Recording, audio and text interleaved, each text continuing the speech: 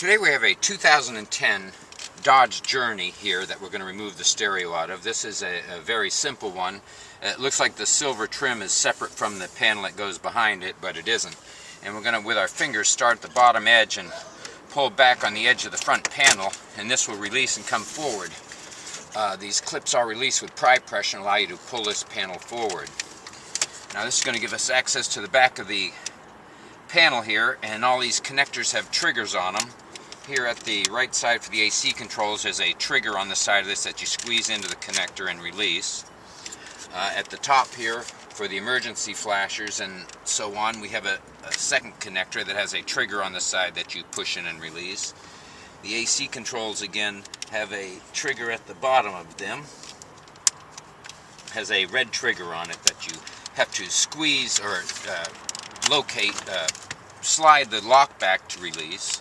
That goes for the remaining connectors here with the little red tabs on them. These red tabs, you have to grasp the edge of it, the top edge, and pull it back, and it will release the and break your fingernail. This will allow you to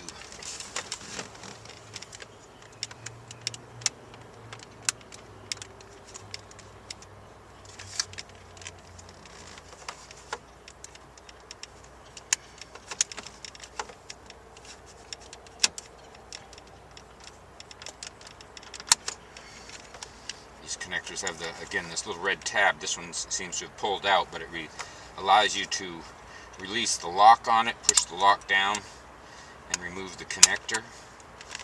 These connectors are all keyed, so they only go back to one specific spot.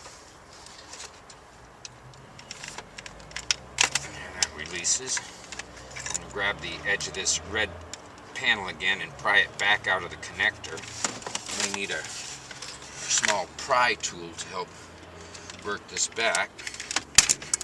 Oh, we lost both of them, but they both will be right here for when we need them. This will allow you to push the trigger down and squeeze it. Squeeze the trigger down and release the connector.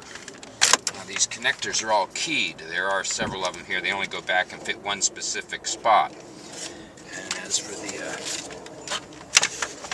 these connectors, again they have this little rubber tab that squeezes down into them and locks them in place, and you push this rubber tab back slightly because it will unlock the lock here and allow you to press that down.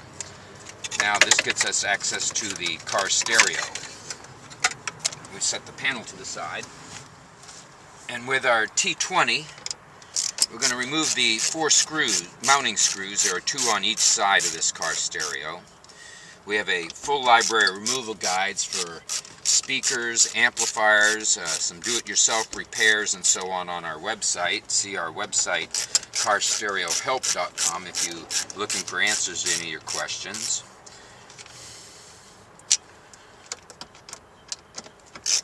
Now with these 4 screws removed, this is going to free up the car stereo, and we're going to pull the car stereo out of the dash. It's going to come forward, and we have several connectors on the back here as well. The antenna connector is going to have triggers on this side of it that you have to push down into the antenna connector, and this will allow you to release it. Again, the triggers on this side, you squeeze down and release. Same with the white antenna connector here as well. These are keyed, so they will only go back and fit one spot. You cannot get this antenna to fit to a different spot, only one spot. This particular radio has no rear control, this particular vehicle has no rear controls, so we only have one connector here that has a trigger on the side of it as well, and we're going to squeeze that trigger in and wiggle that connector loose.